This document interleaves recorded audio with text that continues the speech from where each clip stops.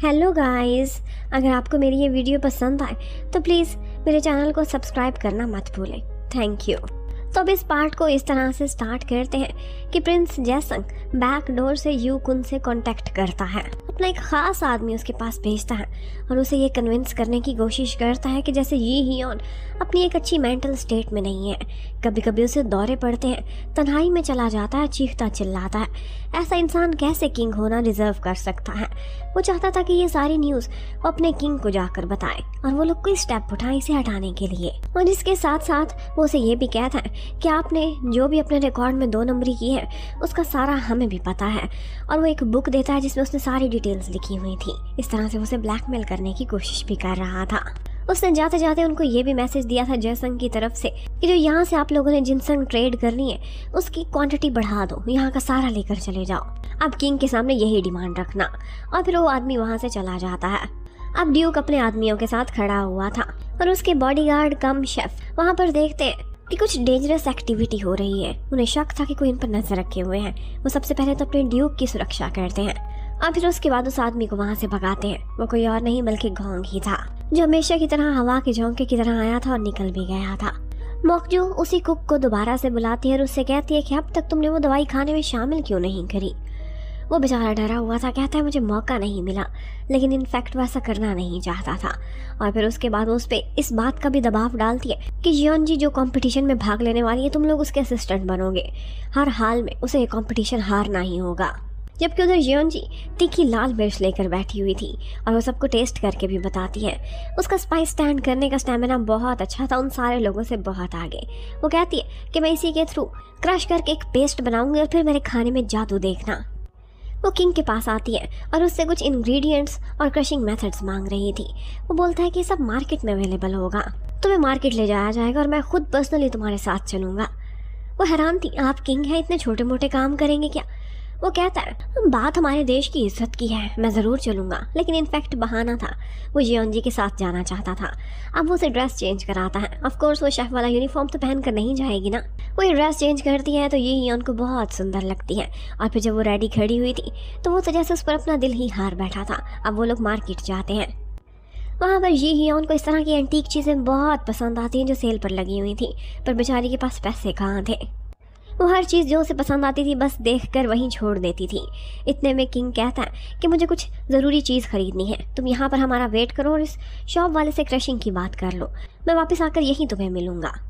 ये हियोन उसे वहीं खड़ा करके हर उस चीज़ को जाकर ख़रीद लेता है जो जियोनजी को पसंद आई थी और जो वो खुद भी उसके लिए लाइक कर रहा था वो भी ख़रीदे जा रहा था। उसने ढेर सारी शॉपिंग कर ली थी। लेकिन जब वो वापस आता है तो देखता है कि जियोनजी उस जगह पर नहीं थी जहाँ पर उसने उसे खड़ा रहकर वेट करने को बोला था। वो परेशान हो जाता है कि वो गई तो गई कहाँ। दूसरी तरफ हमें किचन का सीन दिखाते हैं। ड्यूक की स्पेशल शेफ उनकी शाही रसोई में आती है। वहाँ पर उसने वही तीखी लाल मिर्च भी देख ली थी और वो भी जियोनजी की तरह बड़े मज़े से उसे खा जाती है। अब उसके बाद अंदर आकर उनसे कहती है कि तुम लोग तो मिजरेबल हो, तुम्हें तो ढंग से नाइफ पकड़ना भी नहीं आता। वो उनको नीचा दिखाती है और कहती है कि अगर तुम में से किसी में भी दम है तो आगे बढ़े और मेरे साथ वेजिटेबल कटिंग का कंपटीशन करके दिखाए। वो इतने कॉन्फिडेंस से बोल रही थी, उन्हें नीचा दिखा रही थी कि वो बेचारे वैसे ही रोबो दबदबे में दब ही जाते हैं। जबकि उधर किंग का असिस्टेंट जियोनजी को इधर उधर तलाश करने के लिए निकल जाता है और थोड़ी देर बाद जियोनजी वहाँ पर दूर से आती हुई नजर आती है। उसने हाथ में पर्पल कलर के फ्लावर्स पकड़े हुए थे जो कि बहुत सुंदर लग रहे थे। वो यही फ्लावर्स आकर ये हियोन को गिफ्ट में देती है। इतने में उसे कुछ टकराने वाला था कि ये हियोन उसे संभाल लेता है और फ्लावर्स बेचारे नीचे गिर गए थे। ये सीन काफ़ी रोमांटिक था, लेकिन जियोनजी उसके बाद वही फ्लावर्स उठाने लगती है, उसे वो बहुत प्यारे थे। तो यहाँ पर ये हियोन भी उसकी हेल्प करता है। इतने में वो जानबूझकर शरारत करती है, उसके फेस पर मट्टी लगा देती है और वो भी जवाब में ऐसा ही करता है। वो दोनों इकट्ठे काफ़ी इंजॉय करते हैं और फिर जब घर लौटते हैं तब तो काफ़ी शाम हो गई थी। ये हियोन कहता है कि तुम्हारी तरफ से ये गिफ्ट मैं बहुत संभाल कर बहुत प्यार से रखूँगा और इसके साथ ही खुद भी उसे एक पहला गिफ्ट देता है जो कि वही एक आइटम था जो उसे बाजार में बहुत ज़्यादा पसंद आया था। और फिर उसे देते ही कुछ भी सुने बगैर शर्माता हुआ वहाँ से निकल जाता है।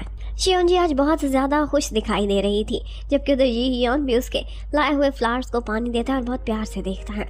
अब जियोनजी जैसे ही किचन में जाती है तो वो देखती है कि सारे लोग बहुत डिसअपॉइंटेड और अपने मोरल डाउन करके बैठे हुए हैं। वो कहते हैं कि वो लड़की इतनी ज़्यादा स्किल्ड थी, उसने तो सब्जियां काटने में ही हमें चीर फाड़ के रख दिया है, हम उसका क्या खाक मुकाबला करेंगे। योनजी देख कर कहती है कि ये सब्जियाँ उसने काटी हैं क्या? ये सब वो तुम लोगों को नीचा दिखाने के लिए, मोरल डाउन करने के लिए कर रही थी। उसकी स्किल्स कुछ भी नहीं है। और इसके साथ ही वो उन सारों को हिम्मत दिलाती है और कहती है कि मैं हूँ ना। वो एक कैप्टन की तरह से उन्हें लीड कर रही थी और दोबारा से उनको हिम्मत जगाकर मुकाबला करने के लिए खड़ा कर देती है। जबकि उधर वही फीमेल शेफ वो कोई ना कोई राज निकालने के लिए आई थी। उसे पता चल गया था कि ये लोग लाल मिर्च से कुछ बनाने वाले हैं। वो बहुत चालाक थे, बस अपने ओपोनेंट के हर कदम पर नजर रखना चाहते थे। अब उसके बाद नेक्स्ट ही डे सारे लोग इकट्ठे होते हैं। वहाँ पर बहुत सारे इंग्रेडिएंट्स का नेम लिख दिया जाता है और वो लोग बारी बारी पर्ची चुनते हैं। जिस इंग्रेडिएंट का नाम आता है उन्हें वही इंग्रेडिएंट्स मैंडेटरी अपनी डिश में यूज़ करने होंगे और उसके थ्रू अपना जादू जगाना होगा। अब इसी तरह से डिफरेंट लोग बारी बारी आते हैं और इंग्रेडिएंट्स चुनते हैं और इन दी एंड 3-4 डिशेज इसी तरह से प्रिपेयर करने का उन्हें ऑर्डर किया जाता है।